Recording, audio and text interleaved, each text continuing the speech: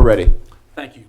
Welcome to the regular meeting of Hamilton City Council, November 9th, 2022, a little after 6 o'clock. We're here in City Council Chambers, 345 High Street in Hamilton. We'll do a roll call when you're ready, Mr. City Clerk. Moeller, Present. Pullman, Present. Fear, Present. Vaughn, Present. Ryan, Here. Nab, Present. Lauer. Present. We have a quorum, Mayor. Thank you. We'll start off with an offering of prayer by Councilmember Tim Nab, followed by the Pledge of Allegiance. Please stand if you're able. Let us pray. This Friday, we celebrate and honor all veterans who have served our country, all in a selfless contribution to our freedom as a nation. We salute and thank those who continue to serve and protect, as well as all dedicated first responders who work to keep us safe. Lord, please bless all gathered here this evening, our family, friends, and loved ones, wherever they may be, as we move into the holiday season. Help guide all of us in service to our city, our decisions, and our continued work for the residents and businesses of Hamilton, as well as those officials determining the future of our state and nation. In closing, we pray for world peace and freedom for all people globally. Amen. Amen. I pledge allegiance to the flag of the United States of America and to the republic for which it stands, one nation, under God, indivisible, with liberty and justice for all.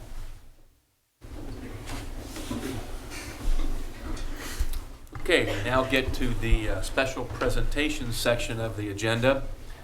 And up first, we have, I think, BCRTA plan. Good evening. If you'd introduce yourself, we know you, but the folks in the audience may not know you. Absolutely. Good evening. My name is Matthew Detkowitz. I'm the Executive Director at the Butler County Regional Transit Authority. I want to thank Council for giving us a little bit of time this afternoon or this evening to speak to you about a transit plan that we're currently working on. So I'll just jump in briefly. We're going to talk about a couple things quickly about a transit plan that we've started on, some of the existing service, where we're at in our process, what we're looking at improving, and how people can engage with the process. I'm here tonight with BCRTA's Communications and Outreach Manager, Sean Cowan. She's out here. If anybody has questions later, wants to speak with her, or her email is also in this presentation if there are questions later. Just a quick overview, we're embarking on the first transit plan that BCRTA has done in nearly 20 years. We're looking for recommendations on how to improve the system and what we need to do with the changing demographics throughout the entire county and serving, what's changed since the last time we took a comprehensive look at our services. We'll be looking at new and improved bus routes, transit funding and financing strategies, what we need to do to upgrade our fleet, identifying bus stop enhancements, as well as looking at the infrastructure or back of house things we need to support the services that we should be providing. We began this process in January of this year. We gathered a lot of data. We put together, all the documents and things we have. We handed them off to a consultant who's helping us with this process. They compiled a lot of data, and then they went out to the public to speak to them and get some initial impressions and information about what people thought we should be doing as part of this study. They moved on to draft some recommendations, and that brought us to where we are right now, which is seeking public comment on some initial proposed ideas, solutions, and routes. They'll take this information that they collect during the public comment period we're in right now. They'll revise that into some final recommendations that'll end up in a final plan that will come before the BCRTA Board of Trustees, probably February of next year for them to adopt. Just quickly, there's a lot of existing services, but I know a lot of people don't know about them.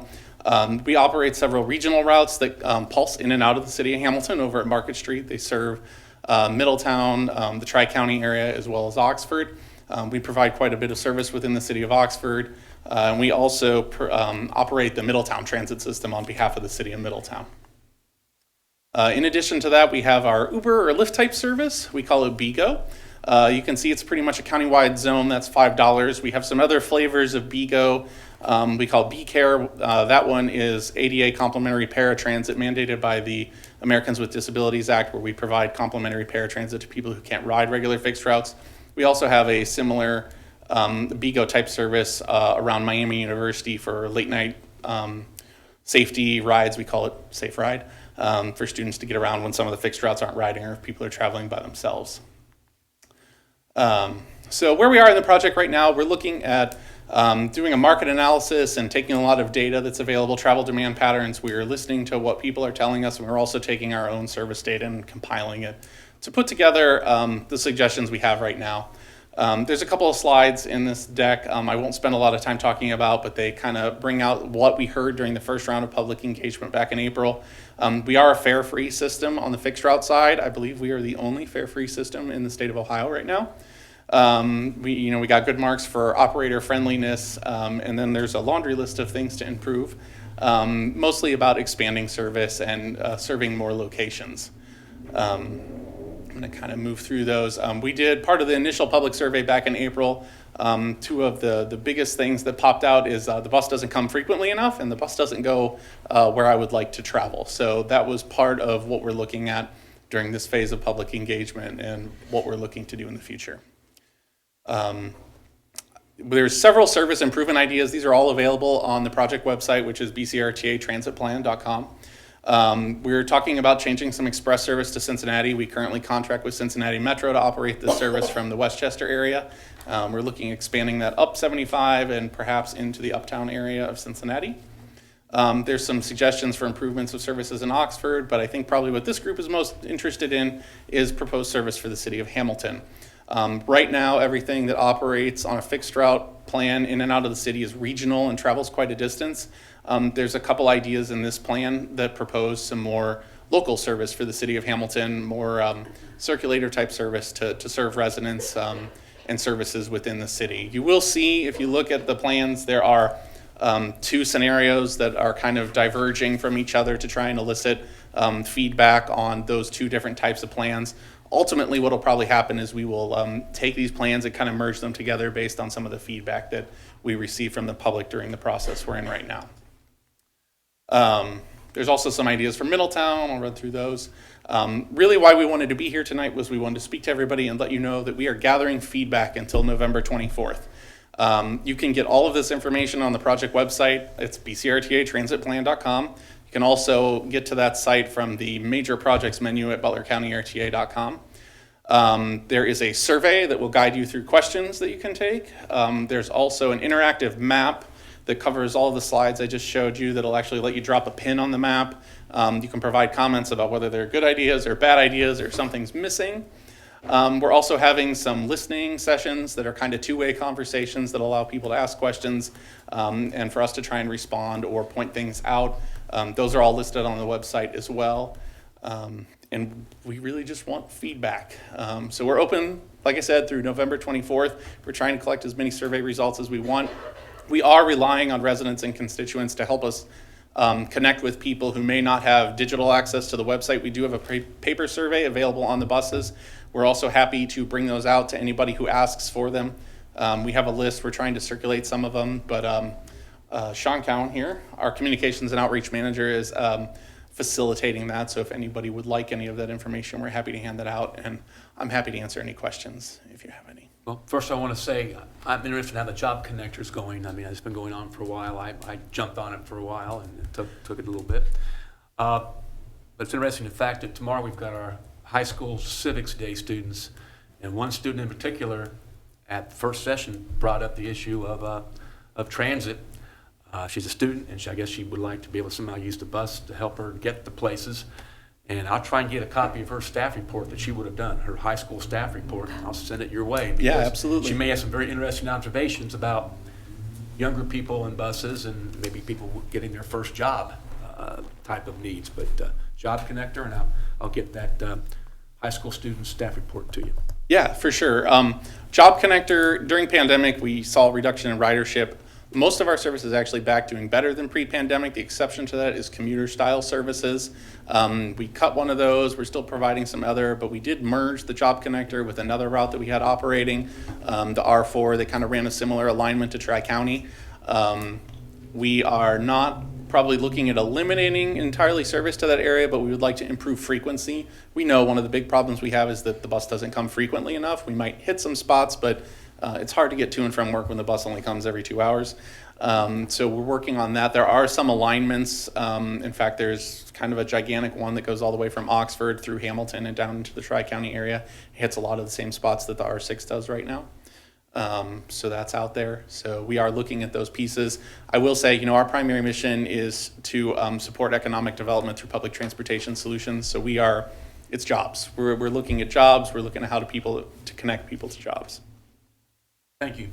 Absolutely. Thank you for your time. Any other questions or comments from council at this time? Mr. Mayor, Please. I took the survey online, and it was very easy. I would encourage everyone to do it. Now's the time to give your feedback. You don't have to do Hamilton and Middletown if you live in Oxford, so it's pretty easy to navigate. So thank you. Absolutely. Thanks for the feedback. We appreciate it. And I will mention, you don't have to be a bus rider to take it. We want people who work with constituents who ride the bus, people who represent constituents who may use the service. We're looking for all kinds of feedback. Thank you very much, Matt. Thank you.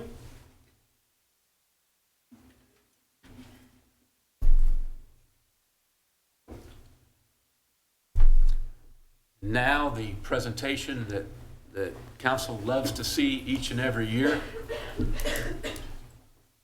Good evening, Katie.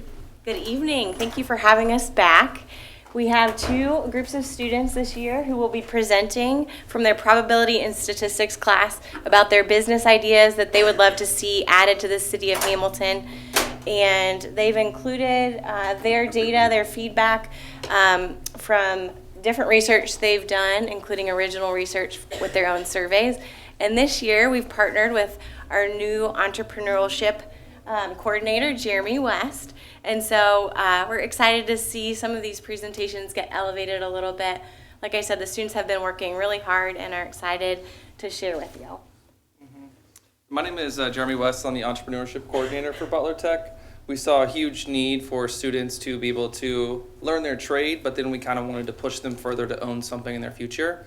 So it's been awesome to partner with Ms. Powers just to see how creative and motivated these students are to reach their entrepreneurial goals. So I just appreciate everyone for letting us be here today. So thank you. So our first presentation is our team Ink and Drink. So they'll come on down. And I also just want to prepare you. These are students at the Butler Tech School of the Arts. And so there might be some opportunity for engagement coming up. So just to prepare you. Thank you. Thank you so much. Hello, everybody. Thank you. Hello, everybody. City council members, how are you guys doing this evening? All right. Good, good. Fantastic. I'm glad to hear. Real quick, before we start, I do want to ask a couple questions, and audience, feel free to chip in. This is all inclusive. I want to ask a few questions real quick. How many of you like tattoos? Anybody? Couple? Nice, nice. Thought it was going to be dry for a second. How many of you have or want a tattoo in the future? Thank you. I have a tattoo. There you go. Nice, All nice. right. How many of you like coffee? Yeah, I knew that one was gonna go up, yeah. Okay, now here's the honesty test. How many of you need your coffee? Yeah. Awesome. Well, how many of you have heard of a tattoo parlor and a cafe mixed into one? One? Very little? Good. That's why we're here today. Hi, my name is Braden Simon, and I am the CFO of Ink and Drink. Hi, I'm Alyssa Kresge, and I'm the CMO of Ink and Drink. Hello, I'm Melissa Kachera, and I'm the COO of Ink and Drink.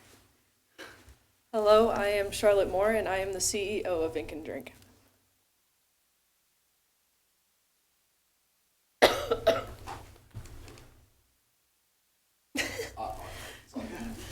So what is Ink and Drink? Ink and Drink is the combination of a cafe and tattoo parlor. Our business has 2 floors. The first floor being the cafe, where we provide food, drinks for kids and adults. The upstairs is the tattoo parlor, where we have locally sourced tattoo artists and apprentices and give clients reasonably priced tattoos. We also provide a kid-friendly waiting area downstairs for children of tattooed clients. In the waiting area, we provide toys, coloring books, television, and press-on tattoos. Ink and drink. We came up with this idea because our group is fully comprised of artists. We chose tattoos because it is a very possible career path for all of us. The cafe side to our idea stems from former experience between me and our CMO, Bliss. It is also just a fun, trendy twist that no one has ever heard of. What does our company solve? As mentioned earlier, we have never seen a company quite like ours. We provide two services you wouldn't see together in the same building. And did I mention we're family friendly? Our target audience is everyone, but we are geared more towards families and young adults who like coffee and art. Our location is 237 Park Avenue. Our building has 2 floors, which will be used to divide the tattoo parlor and the cafe. And even though there are 2 separate floors, we aren't separate businesses. We stress that we all work together. Our company's strengths and business objectives. We are all inclusive with our staff and ensure that everybody feels comfortable while providing quality service. Our objective is to create a family-friendly environment, and we also want to make sure everyone leaves happy and satisfied.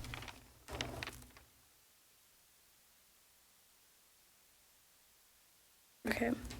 We used provided class time to create a survey that would give us vital information about how we should run our business. The survey's target audience was 14 and up, and we distributed our survey on social media.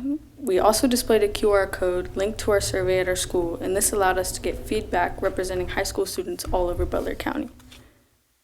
The survey showed us that our primary target audience is made up of the 10 to 19, 20 to 29, and 40 to 49 age ranges. In this map, In this map is a visual representation of where our respondents are located in relation to Hamilton. Most respondents were located in the Fairfield, Mason, and Monroe areas. We then asked participants whether they would come to our business solely for coffee, just a tattoo, or for both coffee and a tattoo. And 86.5% of respondents said they'd come for both.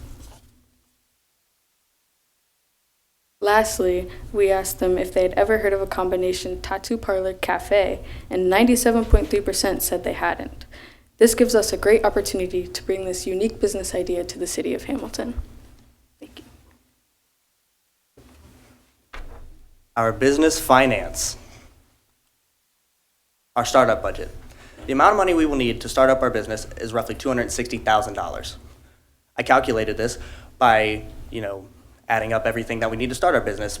Hence the tattoo side, we need tattoo guns, tattoo tables, ink.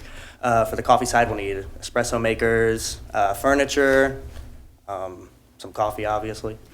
And I also added in the total cost of the building too, added all that up, and that gave us our grand total. The way we could achieve this money is by using the Small Business Association of Butler County, or we could use the SBDC of Butler County, which will provide us with necessary resources to get this money. Our revenue planning. This is our estimated revenue. The top one is our monthly revenue, the middle one is our yearly revenue, and the bottom one is our 5-year revenue.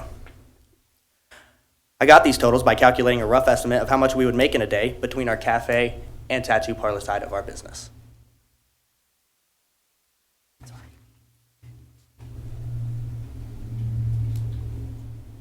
Next, we're going to be talking about our competitors. And before we start, I just want to mention that we offer a very unique experience compared to our competitors. And our first competitor is the High Street Cafe, and it's one of the highest rated cafes in Hamilton with a 4.7 star rating out of 540 ratings. And then A New Part of You, which is a tattoo studio, is one of the highest rated tattoo parlors in Hamilton with a 4.6 rating out of 286 ratings. And then we are also aware that True West Coffee and Silkworm Tattoo are within a couple blocks of our location, and we are also aware that the Spooky Nook is opening soon. and the population of Hamilton is set to double each weekend. So there will be a need for more coffee shops, family-friendly spaces, and of course, trendy tattoo opportunities. Next is our marketing strategy, and we plan to get the word out about our business by sharing ads on social media platforms such as TikTok, Instagram, Facebook, Snapchat, etc. And we are also planning to make artwork and signs to go with our ideas, and all of these strategies, we will be embracing all of our unique offerings, hence the tattoos and the coffee. Our market overview is we also offer an amazing chance to be creative, and you may be wondering, how is this tattoo parlor family friendly? Well, while most parlors have a very grungy and adult targeted environment, we're going to have a play area for children and have a more nature themed environment rather than a darker, more scary environment.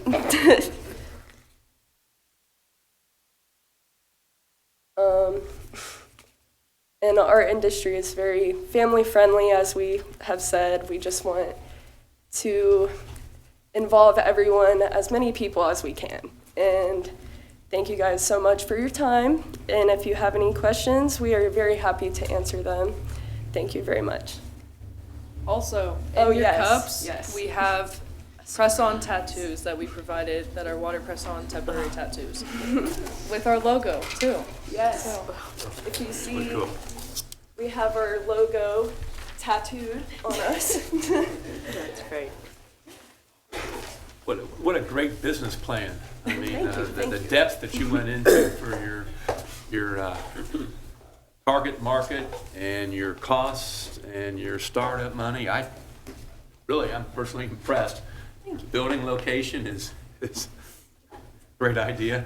So again, what you Butler Tech folks do is amazing. We see it every year, and I'm sure down the road a ways, you folks are going to have one of your dreams operating as a business.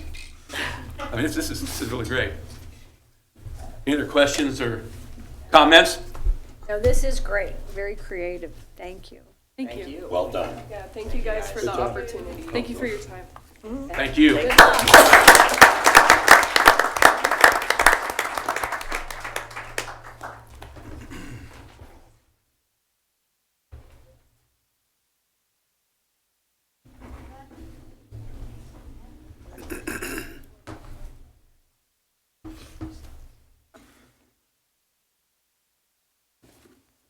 Hello, City Council. We are Al Shamada.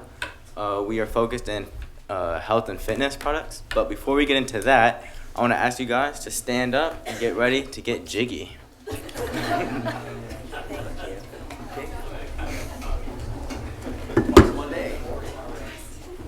He rocks in the treetop all day long, hopping and a hopping and a singing his song. All the little birds on Jaybird Street try to hear the robin go tweet, tweet.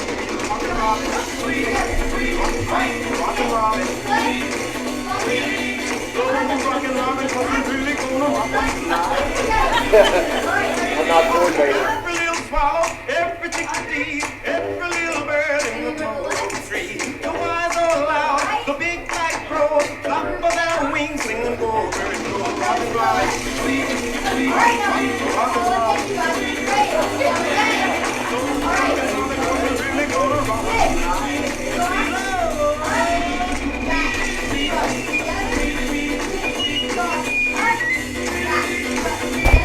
I get it.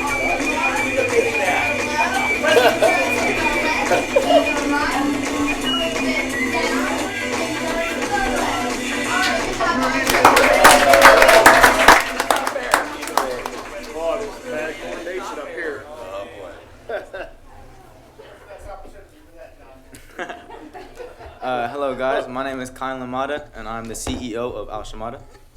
My name is Bella Alvarez, and I am the CMO of Al Shamada.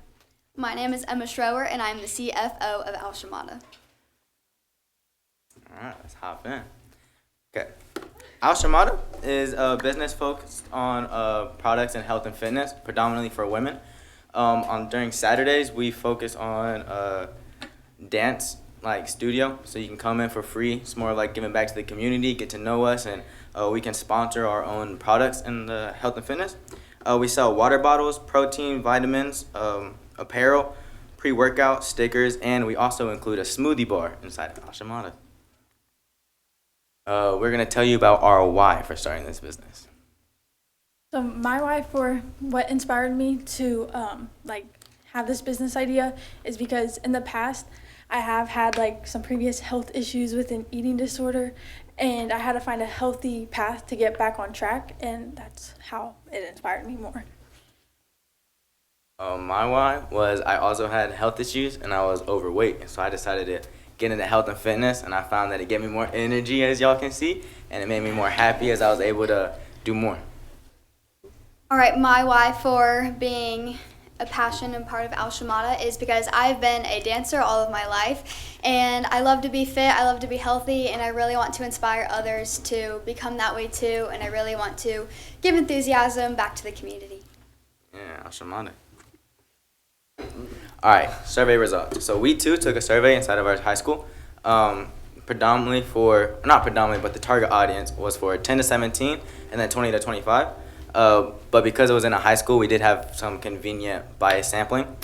But the question, do you wish to improve your health? 96.8% said yes, and that's basically what we do. We give products to improve your health and to help you achieve that. And then we asked, do you purchase products similar to ours? And in that question, we were asking, do you have a place to buy your products? And 67.7% said no, which means 2/3 of people do not have a place to buy products, which is where we come in. We give you the products. Our local competition would be Smoothie King and Dance Fix Cincinnati. Smoothie King because we would have our own smoothie bar inside and also sell fitness products. And then Dance Fix because we will host Saturday morning classes in our business.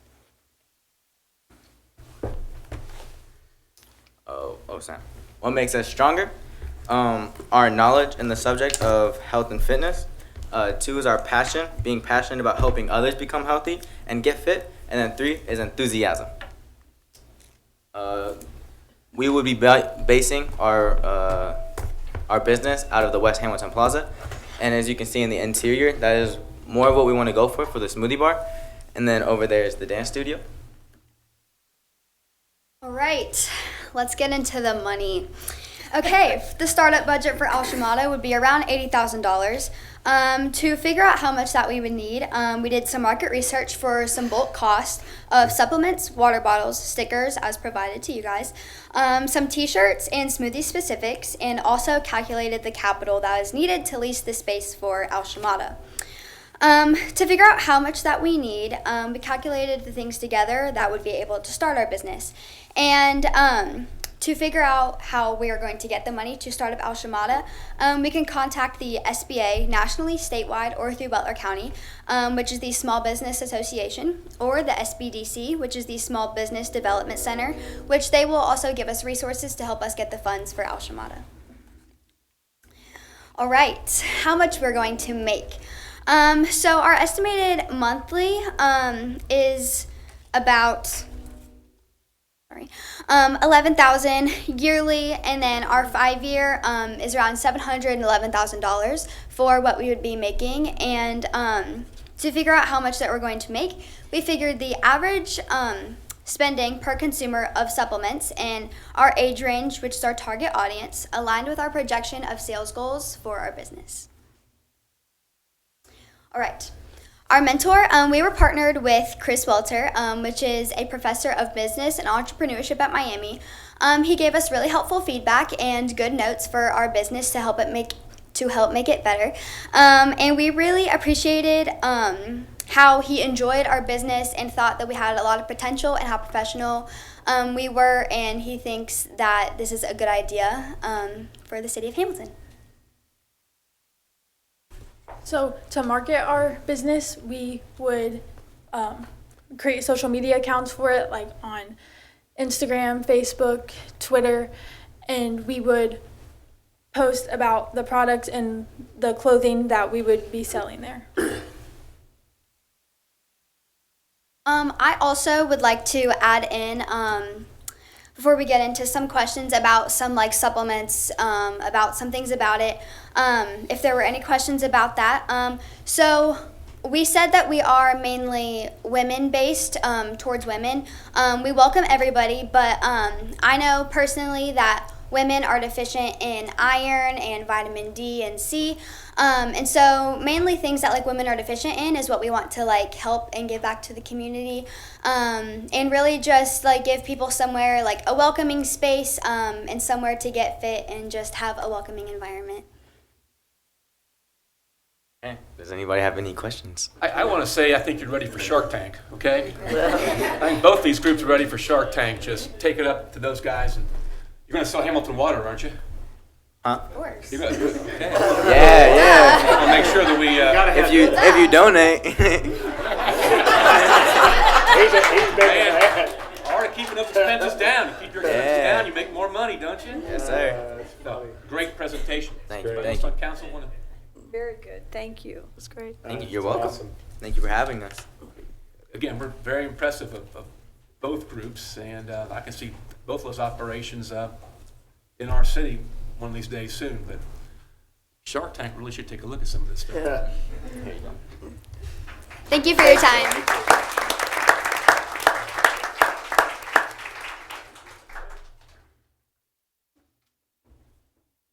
Thank you, folks from Butler Tech, for bringing it to us every year with actual specific building ideas, which I think is a neat idea. Have a blessed night. You too.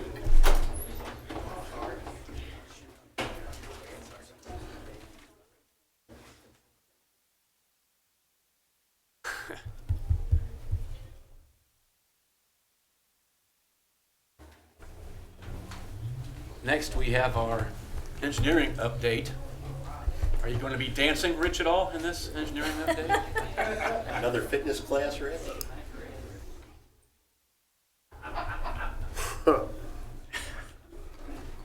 Yes, he's ignoring.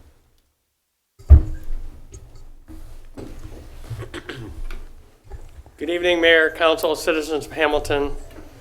No dancing and no singing either, so. But we do have an engineering update.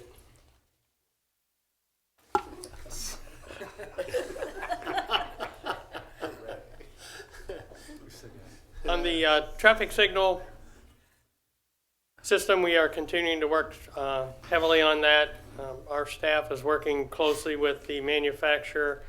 We've been reviewing the data that's being collected and trying to understand how we can best modify our system in the future. The EMS preemption equipment installation is now 30% complete, and the signal hardware camera installation signal cabinets, and these are on the non-priority intersections, are 25% complete. Moving on to the priority intersection, there are 27 of those, if you recall.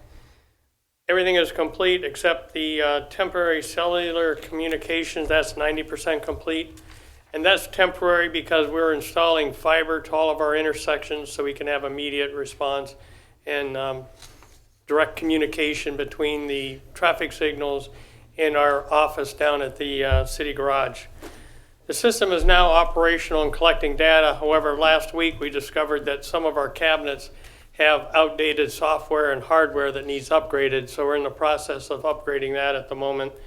We want to make sure that all the data being collected is accurate and complete rather than partial. We don't want to be making decisions based on incomplete data, so that's in process. The signal system will probably go operational in December completely, and we'll keep you informed on that. Also, this is for the Park Avenue ramp pedestrian crossing. I know there was questions earlier about this particular crossing. It went live today. And again, the traffic signal at that location is timed directly with the adjacent Park Avenue and B Street and Main Street and B Street traffic signals.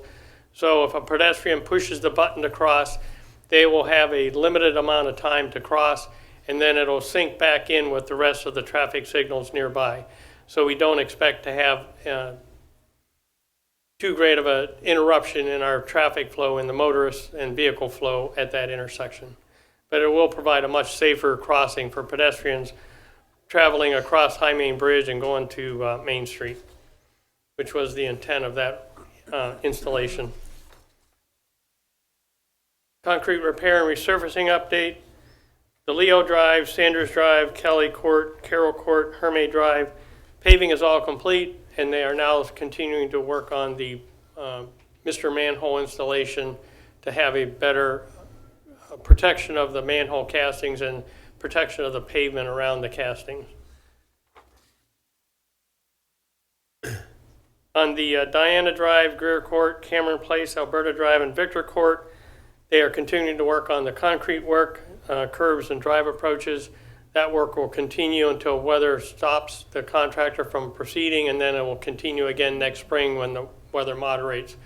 There will not be any paving at that location this fall. It'll be next spring. Also on the E, F, and Gray Avenue, we are waiting for the final asphalt surface course to be paved, and it's scheduled for next week. Again, we're coming down to the situation, we're getting close to Thanksgiving. That's typically when the asphalt companies start closing down for winter. And then I've added the Columbia Heights subdivision water main replacement project in to keep you updated on that. I know that's a critical project for us in the city. The contractor selected is Milcon Concrete. They were the contractor that did the Corwin Avenue project. We were very pleased with the work they did and the cooperation we had with them working on that project. They are mobilizing equipment and material this week. Construction is expected to begin next Monday. Columbia Road is going to be closed for 9 days between Pyramid Hill Drive and Terry Lane. So there will be detours posted to make sure motorists know how to avoid that area. The contractor may be stringing pipe along Columbia Road tomorrow. He will be doing it under flagging operations. So if you see any flagging or hear any comments about that, that's what he's doing. He's just getting ready for next week. And this project is going to be phased because of the importance of getting it done as quickly as possible. The light blue lines on Columbia Road, Terry Lane, down to Terry Court will be phased first to get that water main in, installed, tested, disinfected, and ready for putting it in operation. And then they will put the services connections in. So we're going to focus on this area first to get that done. And then the other area, Ross Hill Drive, Wildwood, and the rest of Terry Lane will be followed quickly after that. So it'll all be one project, but we're going to phase it so we can get as much done in the worst area of the failures as possible. Are there any questions? Thank you, Rich, for sending out to council earlier in the week about that west end of High Main Bridge, the Park Avenue. Park Avenue. Mm-hmm. Those who were mentioning to me their concerns were relieved, the information that you shared with us. So I hope it goes smooth, and thank you for your explanation. Yep, and as always, if there's any noticeable issues that arise, please let us know, and we'll be paying attention to it as well. Any questions? Okay, train depot relocation update. The work is complete on the framing, bracing of windows and doors. The removal of the floor in the two-story building is scheduled to be complete by the end of this week, which means they will be moving into the other building, the single-story building, and beginning work on removing the floor next week. The demolition of the connecting structure building is complete. Wolf House Movers has scheduled their mobilization in early December. I will get their more detailed schedule as soon as I can about when the actual move is going to occur. because we will definitely have to be scheduling the closure of MLK, and I suspect it'll be from Pershing Avenue all the way up here to High Street to make sure that we have a safe travel path for the buildings. And I'm also coordinating with Wolf House Movers and LRT Restoration, who will be doing the brickwork underneath the buildings once they're moved. Are there any questions on this report? Thank you, Rich. Okay, thank you. Do we now go to audience of citizens? Individuals who wish to speak and make comments during this part of the agenda or when the item is up for vote on the council floor. All individuals are required to sign the blue public speaking book. Each speaker is allowed up to 5 minutes. We've got one person here who signed. Wendy? Come on up and tell us the good news. But first off, introduce yourself. Tell us the good news. Thank you, Mr. Mayor, and esteemed members of council and fellow citizens. I am Wendy Waters Cannell, and I live at 1309 Cleveland Avenue, but tonight I'm here representing YWCA Hamilton. There are two purposes for my comments tonight, and the first is a heartfelt thank you to the entire council and to the staff of the City of Hamilton for their extraordinary support of this amazing development at 1570 Grand Boulevard. The second is to remind everyone that the open house is next week.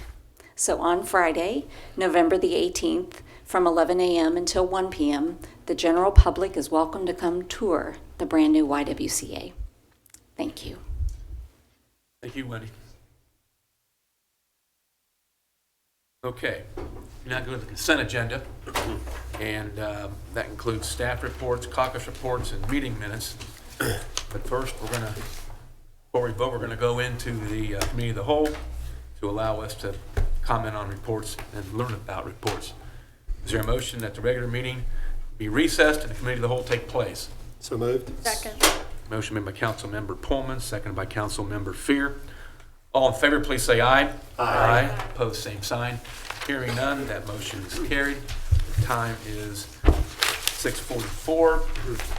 Please provide the legal reports now if you can, Mr. City Clerk. Absolutely. So for our first two items, which are amendments to our codified ordinances, we'll be having a presentation by our Executive Director of External Services, Mr. Tom Vanderhorst. Good evening, Mayor, Vice Mayor, members of council. I'm here to talk to you about caucus of items number 1 and 2. I'm going to kind of take these out of order because I think it just makes a little bit more sense to discuss these, since one of these is an addition to the property code, and the other one is a penalty for the violation of the property code. So I want to just kind of reverse them, even though we're going to take them in orders 2 and 1. So as you remember, we had an issue over on Gulf View where we had some erosion off of the back of a property. That's what this is designed to address. I think that this is the first of another erosion issue that you're going to find that we're bringing legislation forward for.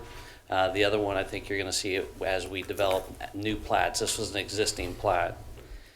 So what we're proposing is adding section 191327 for grading and drainage. And if you remember, back in April, council voted to separate the health code and the property maintenance code. So just keep that in mind as we're going through this. It used to all be part of Chapter 17. Now Chapter 17 is the health code. Chapter 19 is the housing and property maintenance code, which this amendment is being added to. So under this particular one, you can see that it's showing that property erosion and the accumulation of stagnant water is going to be a violation. And similar to other cities, and Brian Harrison, who's sitting in the front row here, did the research to show which other cities that they have similar issues like this that they address through the property maintenance code. So this is item agenda number 1. So like I was saying, the addition was the erosion piece that we just covered. This is the penalty section of this. These properties are sometimes problematic to try to figure out how to address these. It seems like we have property owners who perhaps have the will to fix these issues, but not the means, in which case council in the budget has allocated money to self, and we also try to find help through other organizations if we have to address those. We have people who are individual property owners, which in that case sometimes the criminal path goes forward. In this case, like with the Golfview, it was an LLC. So it's kind of difficult, and you'll see through the slide deck, because if it's a criminal act, you have to have beyond a reasonable doubt level of proof, and you also have to identify the person who actually committed the crime. So if this is an LLC, that's not likely a lot of times. And mind you, so this is just another tool in the toolbox. We're always trying to get compliance. We're going to find help for people who are willing to go through and are willing to do this but don't have the means. But I'll show you on this. So currently, the majority of penalties are for criminal enforcement only. Like I said, that tends to be problematic. So we could pursue this as either a misdemeanor with criminal charges or a civil citation pursuant to the section that we're going to go through that has a fee schedule on it, or we could do both. So I know there's a lot on here. The first part with the criminal code, that's already in the code. The second section, which is labeled 1A, is new. So we could ask the courts to order the owner, the occupant, or whomever to abate whatever the issue is. And there's a lot here, but I tried to highlight just the schedule, the first, second, third, and fourth citation. The fee schedule is $250, $500, $750, and $1,000. And the reason why this is important, and you're talking to Scott Phillips with Frost Brown Todd, when we were talking to him about this, they've had other cities to where there were things that were very difficult to enforce, and the only way they could really deal with it was to try to get into the chain of title to deal with the property abatement. For example, the case that he gave was they had black mold in a house in Indian Hill that became so rank that the neighbors kept complaining about it, but there was nothing they could do about it. They really didn't have the property maintenance to deal with it, so they started fining them, and they got to the point where they could get into the chain of title and potentially fix this. So that's a last resort, but it gives us another tool.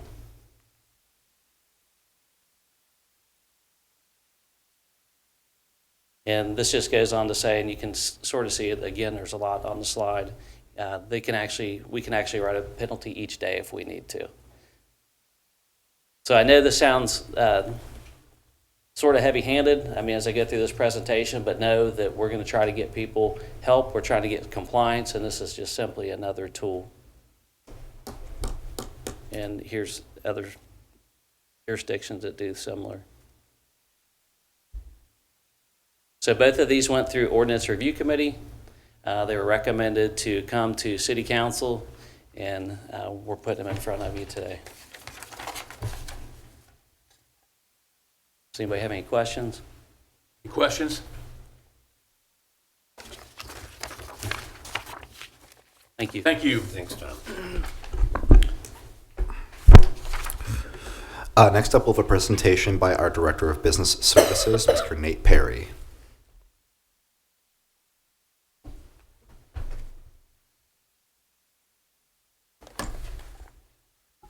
Good evening, Mayor and members of Council.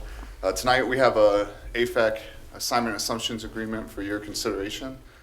Just a little bit on the schedule. We plan to take this to the Public Utilities Commission at our monthly meeting tomorrow. And considering your approval tonight, we would take this for a first reading beginning in November and a second reading in December. It's proposed as an emergency ordinance because the communities who are looking to get into this project would like to have that start January 1st. So essentially the Fremont Energy Center is a 540 megawatt base capacity natural gas power plant located in Fremont, Ohio. Started in 2012, and because of some excess we have in our generating portfolio, we've been slowly reducing our allocation of this project over the last few years. So similar agreements have been before you 3 times prior to this. And this agreement would reassign our remaining allocation of this project to 6 other AMP member communities who need this excess energy. So they would take on the full financial responsibility of that, and it would reduce Hamilton's generating supply and cost associated with that project. So it'll help us more align our power supply portfolio with our customer needs of today and stabilize costs for the future. And then this is more for later reference for you guys, but it shows our power supply portfolio on the left of where we're at today, and the Fremont Energy Center is approximately 10% of our total capacity or generation supply, and it would be removed if these were considered. It would reduce our excess sales by about 9%. We would still have some excess length to meet new and growing customers, but also our total generation supply from hydro would increase from 53% today to approximately 60%. So it allows us to have a little bit more of our total portfolio coming from green energy. Do you have any questions? That would basically take us totally out of the AFEC. Yes. Yep, it would take us completely out of the project. Any questions? I just a quick question. Obviously, the markets have moved quite a bit. A lot of commodity market, stock market, et cetera. For the longest time, we were putting power back into the secondary market at a much lower cost than what we were paying for it. Yep. Is there a outside chance that the secondary market would be purchasing power at a much higher cost, so it would be a more of a break-even proposition or even a money-making proposition for us? Yeah, I mean, that's a good question. So in 2008, after kind of the market crash, power supply prices have been at a long-term low until towards the end of last year, which those prices have increased substantially. So today, that is where power is throughout up till from the end of last year till this summer. It's been a benefit to have this length of energy that we're selling into the market. However, those forward-looking prices are returning back down to not quite as low as where it used to be, but to where this still would make sense in the long term for us to not have so much length in our resource. So we're able to take advantage of prices being higher now and more people wanting this resource, but the forward-looking markets don't anticipate that it would stay at this level for the long term. And roughly how long would we be if we sold off this last piece of AFEC? We would still have about 10% excess on the market. So we still have advantage to take advantage of those higher sales prices now and have room to meet growing customers. And who is our largest electric consumer currently? So currently our largest electric consumer is Arthur Data Mining, the cryptocurrency customer that's located at our power plant. And then just behind them would be a combination of 80 Acres, ThyssenKrupp Bilstein, and the schools as an aggregate. So the next question then would be, if we are still 10% long after this sale, let's say another Arthur Weisentrust showed up, would they need that, like a full 10% of that, or just a portion of that? Yeah, so Weisentrust has considered about an 11 megawatt expansion. They're currently at about 4.5 megawatts, so quite a bit more than double where their current load. And that still wouldn't eat up our current excess. Okay, because I think my biggest concern would be that we would eat up that 10% excess, then we would have to go out and enter into a different power purchase agreement, and it would be at a higher rate than what we have this AFEC piece for. Yeah, and I think that you know, as I said, going into next year and then 2024 and 2025, those prices are continuing to go down. And so, you know, from a power price planning piece, a lot of communities are planning somewhere between 20 and 30% of their power supply on the market. And yes, that could be higher than where this is at today, though we don't think in our long-term projection that this would actually provide about a 1% saving in our energy cost over like a 10-year period, looking out into the future. Was it considered at all to maybe break off a certain percentage of Prairie State instead of the AFEC? And I guess there may have been some reasons why it is AFEC instead of Prairie State. Yeah, so AMP went through a power supply realignment process a few months ago, and we submitted a portion of Prairie State that we would like to, and a portion of, and the remainder amount of AFEC. There was no interested parties in Prairie State. So Prairie State's a coal project, and I think we kind of anticipated that, but we do have this interest in this project. Thank you. Any other questions or comments? Thank you, Nate. Next up for item number 4 will be Jim Williams, our Director of Public Works, talking about sale of road salt.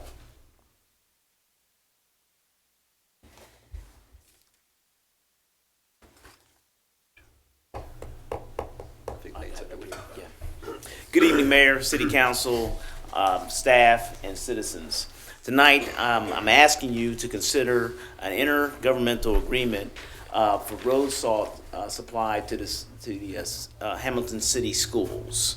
And so, in essence, we're part of a co-op purchase that it basically is about 94, I believe.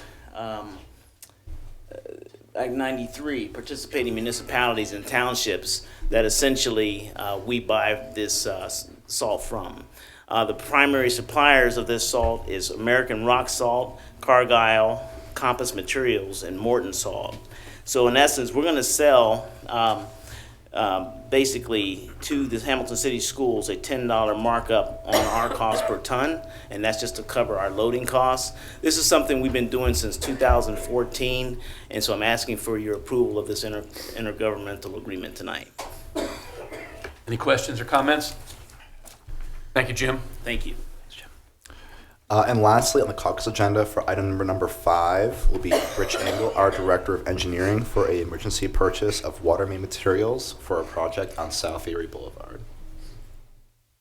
Rich, it's your second chance for a song and a dance, just so you know. Nope. Nope. Good evening, Mayor, Council, citizens of Hamilton. A few months ago, I stood before you and asked for permission to have direct purchase of water main pipe for the 850 South Erie Boulevard project. At that time, the plan was to use Edison Avenue as our route for the new water main, the new 12-inch water main. After that meeting, we decided, and staff looked at a different route, which would use South Erie Boulevard rather than Edison Avenue. As a result of that, which is shown here in blue, we needed to purchase an additional 260 feet of 12-inch water main pipe, additional 60 feet of 8-inch, 4 additional fire hydrant assemblies, and the bid price was $68,222.20. We anticipate the approximate delivery date to be mid-January of 2023, and I'm just asking for your permission to proceed with this purchase. Are there any questions? Any questions?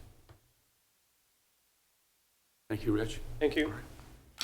All right, that takes care of the caucus agenda reports. I'll accept the motion that the committee of the whole be closed. So moved. Second. Motion by Councilmember Nab, seconded by Vice Mayor Ryan. All in favor, please say aye. Aye. Opposed?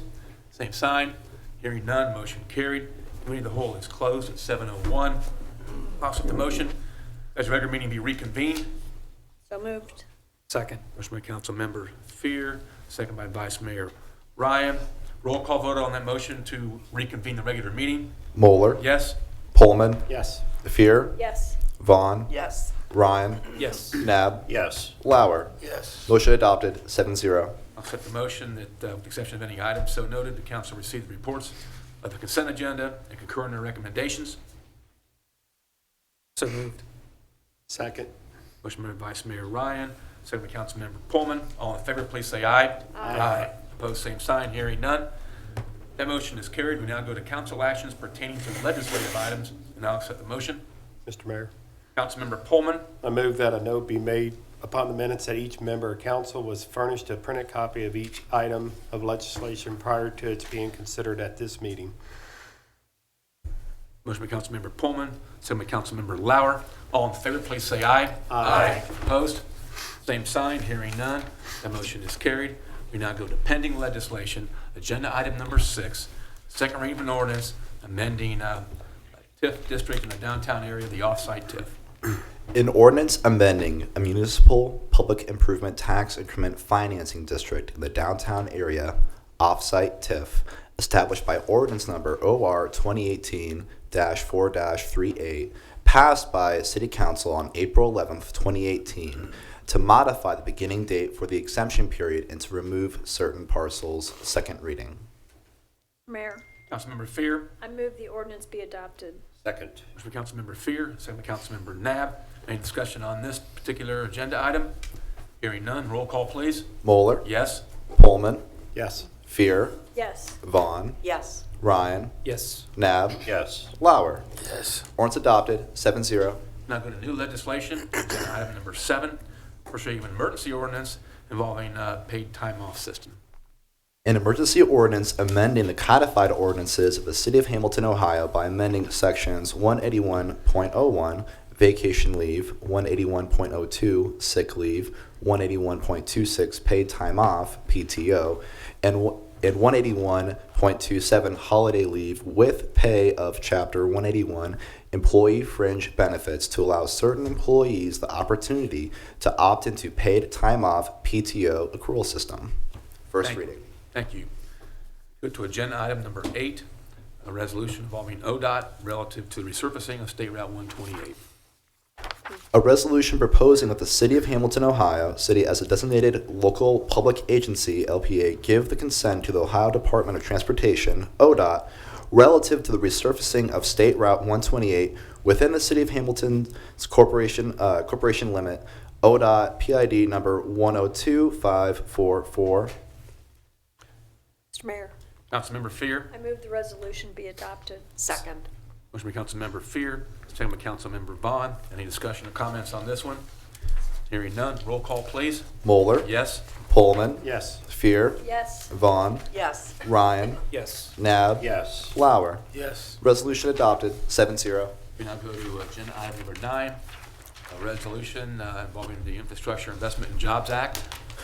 A resolution directing consideration of the Public Utility Regulatory Policies Act standards in accordance with the Infrastructure Investment and Jobs Act of 2021 and declaring an emergency. Mr. Mayor, Councilmember Pullman. make a motion that the resolution be adopted. Second. Motion by Councilmember Pullman, second by Vice Mayor Ryan. Questions, comments, discussion on this one? Hearing none. Roll call, please. Moeller. Yes? Pullman. Yes. Fear. Yes. Vaughn. Yes. Ryan. Yes. Nab. Yes. Lauer. Yes. Resolution adopted, 7-0. Audience to the City Manager. Nothing tonight. Audience to City Council. Is there a request to go in executive session? Yes, Mayor, there is for 2 different items. The first is to consider the appointment, promotion, or compensation of a public employee. And the second is to consider the purchase of property for public purposes or for the sale of property at competitive bidding if premature disclosure of information would give an unfair competitive or bargaining advantage to a person whose personal private interest is adverse to the general public interest. So there's no motion related to economic development that I can tell. So is there a motion that we go into executive session for those stated reasons? So moved. Second. Motion by Councilmember Nab, seconded by Vice Mayor Ryan. Roll call vote to go into executive session for those stated items. Moeller. Yes? Pullman. Yes. Fear. Yes. Vaughn. Yes. Ryan. Yes. Nab. Yes. Flower. Yes. Motion adopted, 7-0. Okay, we're going to go into executive session, 7:06. We'll come out of the executive session just to adjourn the regular meeting. Thank you all for being here and part of the system.